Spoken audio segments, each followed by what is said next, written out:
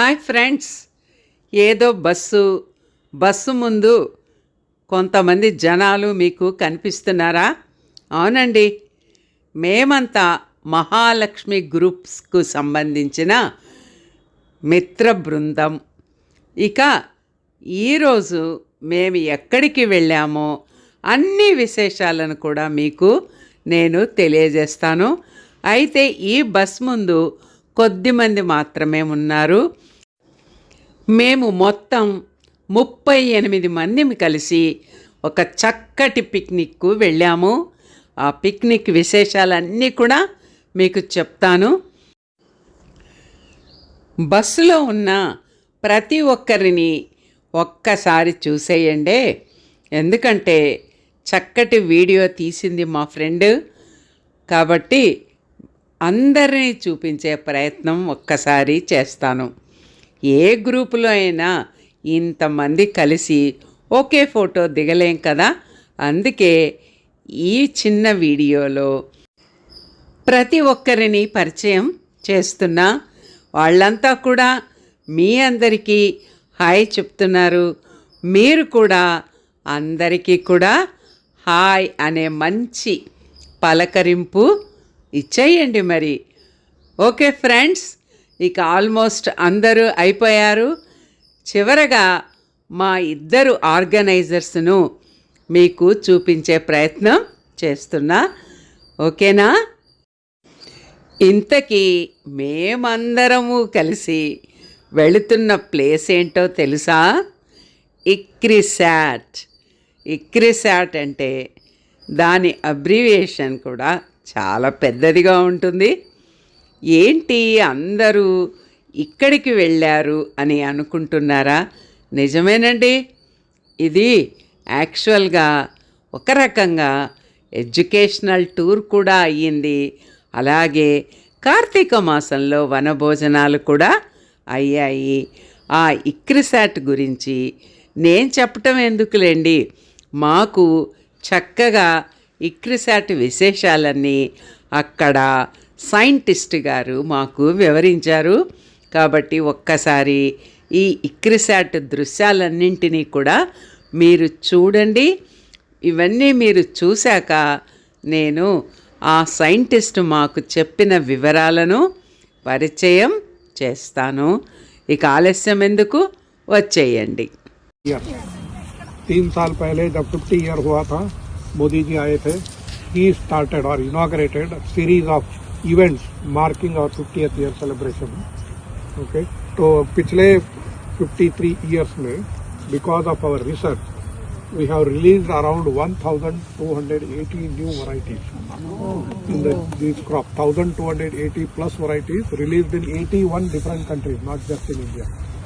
Okay, तो बोलने को बहुत आसान लगता है, लेकिन डेवलपिंग ए न्यू वैरायटी और hybrid with conventional breeding method it takes anywhere from 8 to 15 years.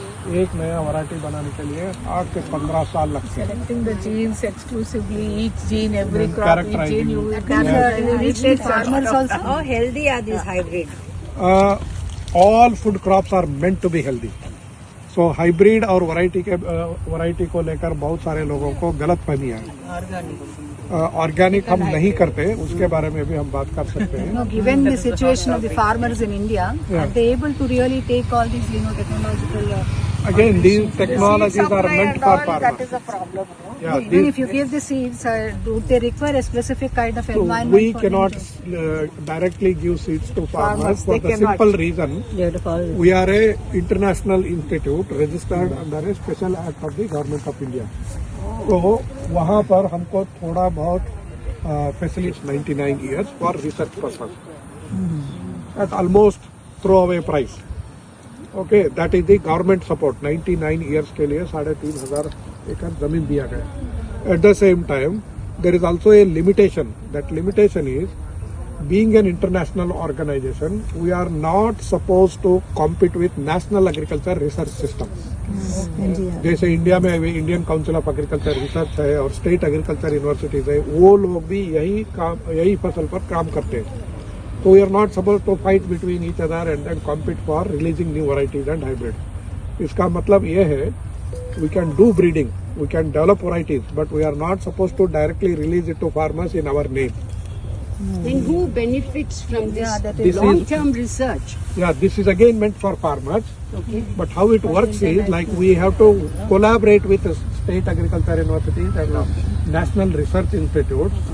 जैसे समझिए आप गुजरात से हैं, गुजरात में मूंगफली बहुत पॉपुलर है, तो वहाँ पर यूनिवर्सिटी में मूंगफली में इंटरेस्ट होगा, तो we and they together we undertake this research. The basic breeding is done by us. The advanced breeding material is given to them for local trial, and then they will release the variety in their name. उसमें हमारा नाम नहीं होता.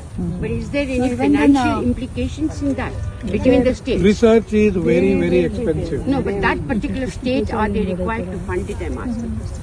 Entire research project has to be funded by somebody. We are a not-for-profit, non-government organization. इसलिए मुझे आज सबसे ज्यादा खुशी इसलिए है क्योंकि आप महालक्ष्मी क्लब से आए हैं. हमको लक्ष्मी की जरूरत है. Good, that's a nice start. तो एक तो dryland agriculture is not very glamorous. यहाँ because of challenges with your rain and sunlight and poor soil fertility, it is not very easy to produce good results, quick results. तो बहुत सारे donor agencies have their own reservations. Impact जल्दी दिखाई नहीं देता, तो why should we give money. విన్నారుగా scientist గారు చక్కగా ఇక్రిసాట్ గురించి అన్ని విశేషాలు మాకు చెప్పారు. మా వాళ్ళల్లో కూడా చాలామంది క్యూరియాసిటీతో ఎన్నో ప్రశ్నలు వేశారు. వీరడిగిన వాటన్నింటికీ కూడా ఆయన చక్కగా సమాధానం చెప్పారు. ఆయన చెప్పిన దాంట్లో ముఖ్యంగా నాకు ఈ మధ్య అంటే ఒక 4 years బ్యాక్ 50 years సెలబ్రేషన్స్ చేసుకున్నారు. మోడీ గారు కూడా వచ్చారట. ఇక అసలు విషయానికి వస్తే ఇదిగో చూశారుగా, ఇందాకేమో ఎడ్యుకేషనల్ పరంగా పూర్తయింది. ఇక అందరం కూడా చక్కగా కార్తీక మాసం ఎందుకోసం వెళ్ళుంటామో మీకు తెలుసు కదా. హాయిగా శివారాధన చేసి గుడిలో దీపాలు పెట్టాలని అందరం వెళ్ళాం కదా. ఆ పని కూడా చేసుకున్నామండి. ఇదిగో చక్కగా కార్తీక దీపాలు వెలిగించి మంచి మంచి గ్రూప్ ఫొటోస్ కూడా దిగాము. ఈ గుడికి చాలా చరిత్ర ఉందట. ఇది దాదాపు 1000 సంవత్సరాల క్రితం కట్టినటువంటి గుడి అని తెలిసింది. సో అటువంటి గుడిలో ఇలా కార్తీక దీపాలు వెలిగించుకోవటం మా అందరికీ చాలా చాలా ఆనందం కలిగిందండి. ఇక కొన్ని ముఖ్యమైన ఫొటోస్ కూడా మీకు చూపిస్తాను. ఆ వెలిగించిన దీపాల ముందు ఆనందంగా కూర్చొని చక్కగా ఫొటోస్ కూడా దిగాము. ఇక గుళ్ళో ఉన్న దేవుణ్ణి కూడా ఒక్కసారి చూసేయండి. చక్కగా ఇది అతి పురాతనమైన దేవాలయం. లోపల బాలాజీ స్వామి ఉన్నాడు. ఆ విగ్రహాన్ని చూసే అదృష్టం మాకు కలిగింది. ఇక గుడిని అన్ని రకాల యాంగిల్స్లో చక్కటి దృశ్యాలు కనిపించేలా కొన్ని ఫొటోస్ తీయడం కూడా జరిగింది. అలా మంచిగా మా టూర్ అంతా హ్యాపీగా గడిచింది. ఇక్కడ చూడండి, ఓ నలుగురు చక్కగా కూర్చొని మంచిగా దీపాలు వెలిగించారు. ఇక అక్కడక్కడ అతి పెద్దవైన వృక్షాలు ఉన్నాయి.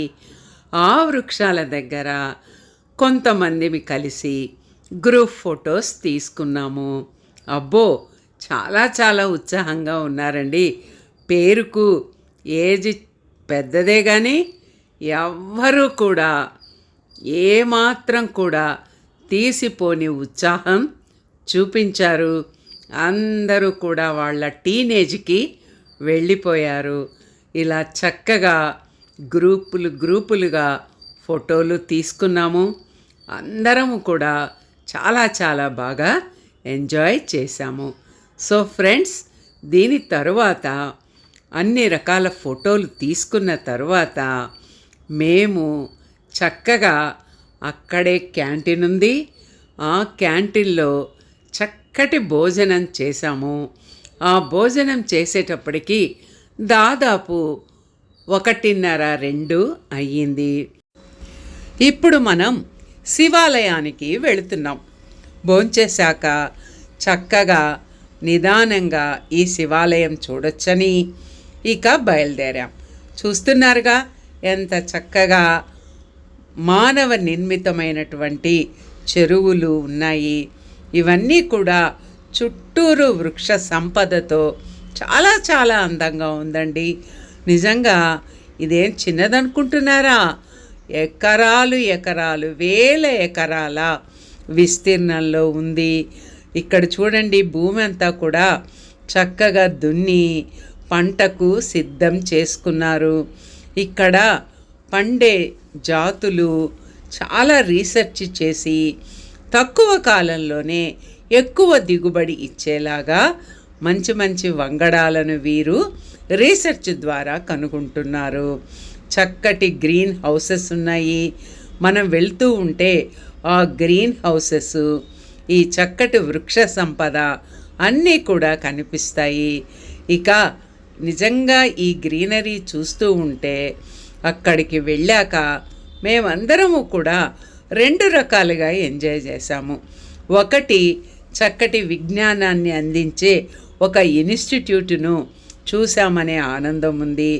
అలాగే ఎన్నో ఏళ్ల చరిత్ర ఉన్నటువంటి 2 గుళ్ళను కూడా సందర్శించటం జరిగింది. కాబట్టి మా మహాలక్ష్మి గ్రూప్ అంతా కూడా 2 రకాలుగా చాలా తృప్తిని పొందామండి. ఇక మనం కాసేపట్లో ఒక చక్కటి శివాలయానికి వెళ్తున్నాము. ఆ శివాలయం దగ్గర కూడా దృశ్యాలు చాలా చాలా బాగున్నాయి.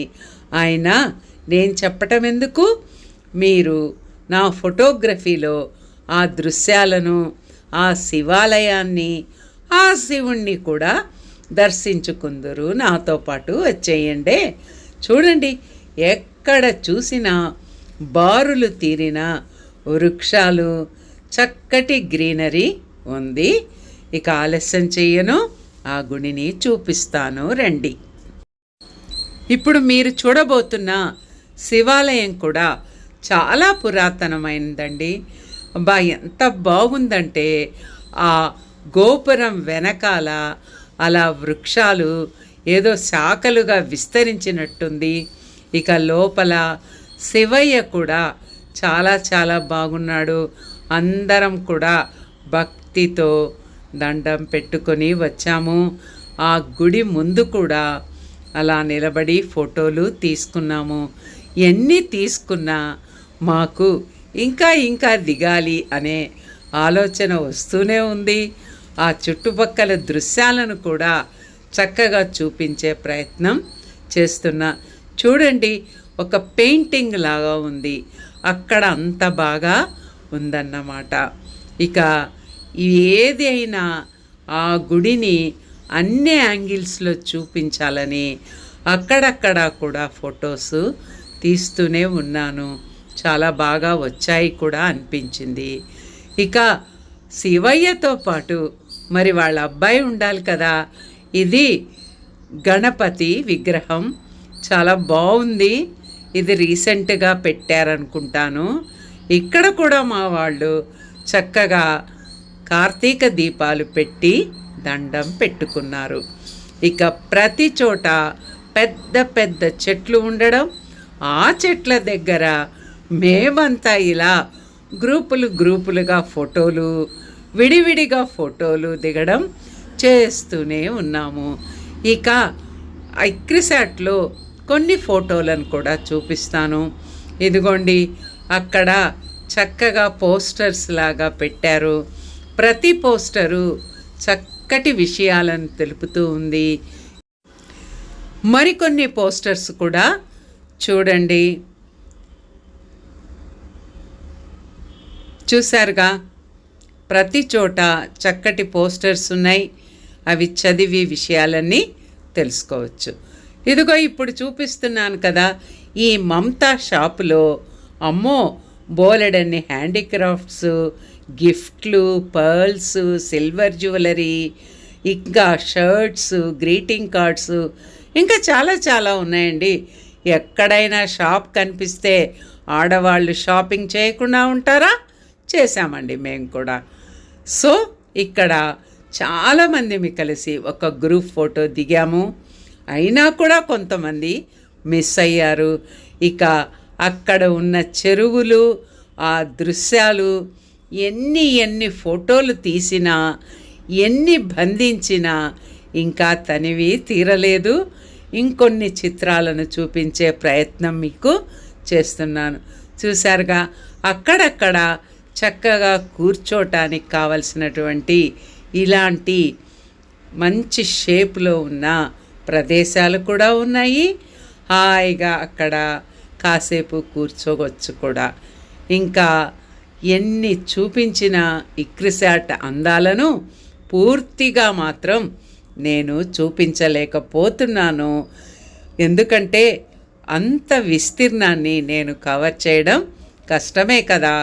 అక్కడికి బస్సులో ప్రతి చోట వాళ్ళ వెంట మేమందరం వెళ్ళడం జరిగింది. అన్ని విశేషాలను తెలుసుకోవటం జరిగింది. ఇలా చక్కగా మా టూర్ అంతా కూడా ఒక రకంగా ఎడ్యుకేషనల్ టూరు, మరొక రకంగా కార్తీక మాసంలో వన భోజనానికి సంబంధించి, అలాగే దేవుడి గుళ్ళు కూడా ఉండటం వల్ల భక్తిగా దీపాలు వెలిగించుకోరావడం జరిగింది. అదండి మా ఇక్రిసాట్ టూర్ విశేషాలు. కాబట్టి ఇక ఈసారి అయితే ఆల్మోస్ట్ అయిపోవచ్చింది. ఇక నెక్స్ట్ టైం మీరు కూడా ప్లాన్ చేసుకోండి. ఓకే ఫ్రెండ్స్, నేను చెప్పిన విశేషాలన్నీ మీకు నచ్చినట్లయితే తప్పకుండా లైక్ చేయండి, షేర్ చేయండి. అలాగే వేరే వాళ్ళు కూడా ఇక్రిసాట్ గురించి తెలుసుకుంటారు. మరి నా ఛానల్ను సబ్స్క్రైబ్ చేసుకోవడం మాత్రం మర్చిపోకండి. ఓకే ఫ్రెండ్స్, బాగా చలిగా ఉంది, బాగా ఉష్ణోగ్రతలు తగ్గిపోయాయి. అందరూ ఆరోగ్యం జాగ్రత్తగా చూసుకోండి.